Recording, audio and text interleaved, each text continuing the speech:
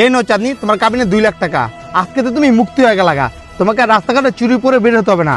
তোমার রাস্তা আলাদা, আমার রাস্তা আলাদা, কথাটা মনে রেখো। নয়ন শুনো, যাওয়ার আগে আমার কথা তো শুনে যাও।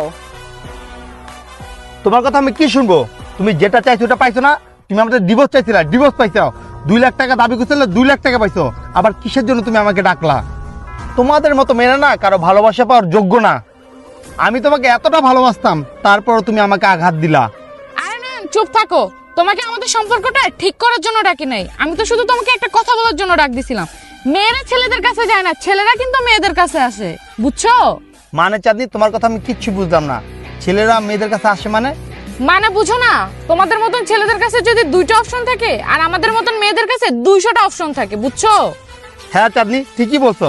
তোমাদের মেয়েদের কাছে 200টা অপশন আছে, কিন্তু কতদিন জানো? যতদিন তোমার এই সৌন্দর্য আছে। যখন তোমার এই সৌন্দর্য পানির সাথে ধুয়ে যাবে না,